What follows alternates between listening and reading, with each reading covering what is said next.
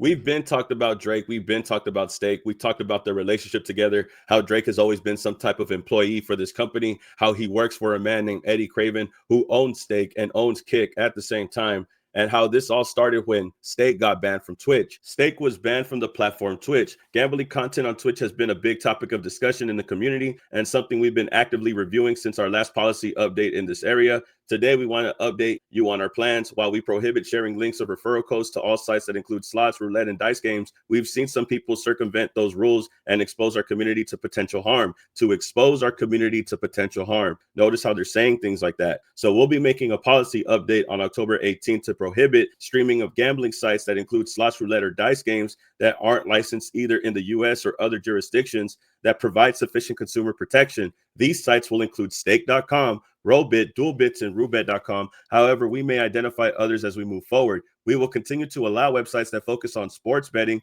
fantasy sports, and poker. We'll share specifics on the updates to our gambling policy soon, including the full policy language to make sure everyone is clear on our new rules before they take effect on October 18th. This was in 2022. This is when they banned Stake from Twitch. But that didn't stop Ed Craven. Craven knew that he couldn't stream his stake.com website on Twitch anymore, so he knew that he could move it by creating a new website called Kick. One of the investors in Kick is stake.com co-founder Craven, and he had been alleged by users on social media that Craven is moving his partnering streamers over to Kick.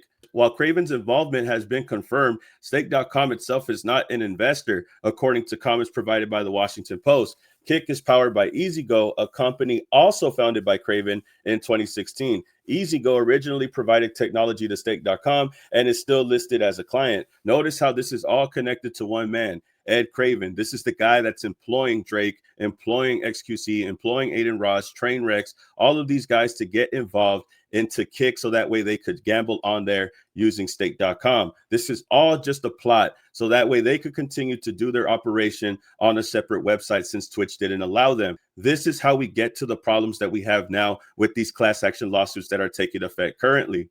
And it wasn't just Twitch that was cracking down on Stake. Stake had been aggressively promoting their platform for so long and so annoyingly that other websites, other apps had to take effect as soon as they started seeing this go out of control. There was a recent situation going on X or Twitter where they would always just slap the Stake logo on a random meme, on a random video from a random account that was getting promoted by the website, by Stake, by Eddie, or whoever. And what happened next was that X had to go out and just say, hey, you guys can't promote yourselves on here. You guys can't put yourselves out like this. They'll get hit with a notification on the bottom of the meme that says that this tweet contains a hidden ad for Stake, which is against the TOS for being an undisclosed ad for a gambling service, which are prohibited on the site. So they had to stop promoting Stake like this on Twitter as well. It wasn't just Twitch taking action on the scenario. It was also X or Twitter that was taking action on Stake, following all of these aggressive ads popping up on their platforms. The advertisements done by Eddie were getting annoying, to say the least, at least to the point where people had to start reporting it. It couldn't just be avoided. It was just constantly thrown at you. You couldn't get away from a Stake ad on Twitter, so they had to do something about it. But the key statement comes from Twitch when they first made this announcement and how they explained that this could be potential harm to their community. Twitch knows that a majority of people that use their platform are kids or young adults, and they knew that something like this couldn't be good for the people that use their app, especially being that young.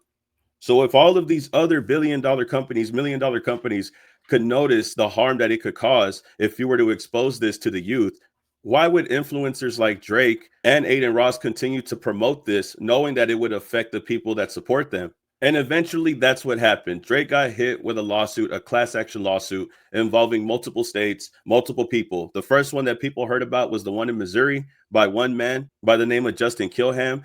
Now, before Stake started promoting people, before they started promoting celebrities, they were already making 100 million. They're already profiting pretty well. After using celebrities, after using entertainers, they dramatically grew their revenue. From right here, from documents, it says that the company's revenue reaching 4.7 billion in 2024. One of its founders touted that Stake has hit a point now where I'm confident our betting volume is the highest in the world out of any casino, land-based or online, taking pride in the fact that they knew that their aggressive advertisement has made them so much money that they're beating other competitors, whether it's online or land-based. They were making 100 million before they started promoting other celebrities. Now that they're using celebrities to influence young adults and other youngins alike, They're up 4.7 billion. So it's obvious to see how much impact an influencer has for their platform. It says, in addition to the stake entities named as a defendant herein, the so-called online influencers who post videos of themselves gambling in stake.com online casino through social media applications and thereby steer commercial traffic to stake.com and stake.us are liable for violating Missouri law. Stake in particular pays online influencer defendants Aiden Ross and Aubrey Drake Graham each millions of dollars yearly to engage in promotional live stream online casino gambling with stake.com, which, as the name implies, does indeed influence consumers in Missouri and elsewhere to gamble with stake.us. You can't forget that it was recently reported that Drake was earning $100 million to stream with Stake and Kick. But Drake and Ross do so under deeply fraudulent pretenses. To wit, when Ross and Drake purport to gamble online with stake.com, they often do not do so with their own money, despite telling the public in Missouri and elsewhere the opposite. This fact is not shared with the public in Missouri by Stake or Ross. And this is when we start talking about them affecting the consumer, harming the viewer. This was an argument that Drake had in his lawsuit against Not Like Us, which they had to dismiss because it didn't prove a point. But here, you could ask me, do you think they're harming their consumer? Do you think he's harming his own fans? Y'all tell me. Younger, impressionable audiences who admire Drake's glamorous lifestyle. Drake is also directly sponsored by Stake US and Stake.com, which prominently feature him on their web pages, strategically using his celebrity influence to encourage impressionable users to gamble. Stake.us boasts that Drake has been a longtime member of the Stake community, after which a partnership was formed where a new gaming experience will allow users to have a chance to win big along Drake. The type of giveaway will be on a magnitude unseen before. So they were really trying to sell it to them, persuade them to join, telling them that they're going to do a giveaway, that Drake is going to do a giveaway. He has a lot of money, guys. If you join in, you get a chance to win. It was all just like to sponsor Stake in the long run, using his name, using his face. Right here, you can see Drake's name plastered all through the website, plastered all through Stake's website. It says that Drake's involvement is further described on Stake.com as a journey from a player to a partner, and touts that Drake's live stream giveaway and rewards, as well as the Stake history in the making. Even Drake's official Instagram account, Champagne Poppy, and X account, Drizzy, prominently display his partnership with Stake, which reach over 142 million and 38 million followers, respectively. That placement puts it ahead of other ventures, including Nocta, his Nike endorsement deal, and as well as his October very own, his record label, Better World Fragrance House, and even his official fan club. One of the most followed accounts in the world. This kind of visibility elevates Stake far beyond the typical World Wide Web platform. It becomes a centerpiece of Drake's brand and ecosystem. So not only is it becoming part of his brand and ecosystem, but they're saying that the deal, it far outweighs his deal with Nike, his deal with his own label. They're saying that this is more lucrative to him than everything else that he's a part of, a brand of, a partnership of. And this is where they start cooking Drake, I guess, because they say, but Drake's role as Stake's unofficial mascot is quietly corrosive.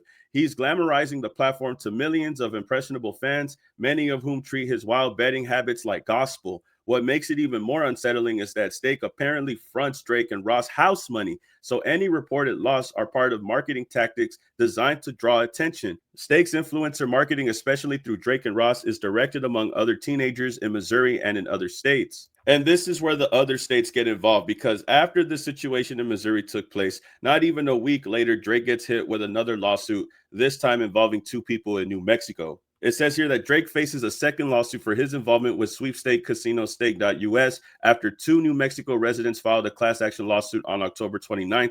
The complaint mirrors one filed in Missouri just 2 days before. According to the complaint, first shared by gaming attorney Daniel Wallish via X Post Sweepstakes Ltd., the operator of Stake.us operates the world's most popular and profitable casino, Stake.com. It launched Stake.us to bypass U.S. state restrictions on online casino gambling. The filing states that the platform markets itself as a social casino that does not permit real gambling. However, in reality, it's a virtual clone of Stake.com, employing a dual token system in which gold coins, which are non-redeemable purchases, award bonus of Stake cash, which is redeemable by $1. The complaint further names Drake and influencer Aiden Ross. It alleges that they were each paid millions of dollars yearly to live stream gambling on Stake. That way, they normalize gambling behavior and draw younger audiences. The earlier Missouri filing noted similar allegations. The New Mexico case is the latest of growing wave of lawsuits targeting Stake.us and other sweepstake casinos. Wallich estimates that there are over 80 active suits against the unregulated platforms.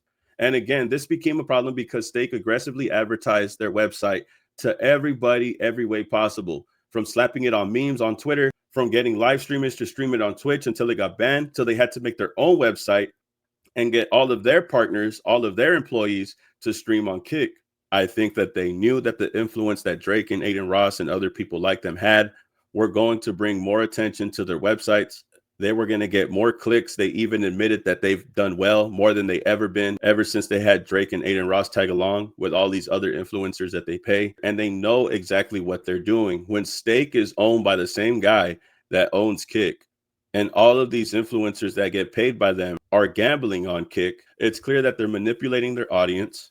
They're tricking their fans into signing up and putting all their younger fans at risk. And it's crazy because they're doing it to their own fans. The ones that go online and protect them, the ones that go online and defend them, the ones that always got their back. In hindsight, they're the ones that are ruining their own fans' lives. While their fans are out here defending them in the comments, Drake, Aiden Ross, and other people signed to Stake and Kick are causing more harm to them than any other person would. Getting your young audience hooked on gambling has a lot of bad repercussions that they could face in the future that you just don't care about. And it's obvious to see. And these lawsuits, I said it before, when the Missouri one came out, I said it before the New Mexico one came out. There's going to be more lawsuits coming. There's going to be more people that are going to feel affected because they were influenced by an artist that they liked, realizing that they screwed them over. And now they're going to try to get some get back. They're going to try to get their money back. They're going to try to say that they were actually influenced by Drake, Aiden Ross to do this in the first place. And we'll see where this goes moving forward. Y'all can tell me how you feel about this. Big shout outs to everybody that you see on the screen. Appreciate everybody that's supporting the channel, showing love to the channel, rocking with the channel. I appreciate y'all so much. Y'all clap it up for them, y'all. Y'all tell me how you feel about this and get back to me, man. Like, comment, subscribe, and I'll see y'all in the next video, man. Peace. Keep it legend.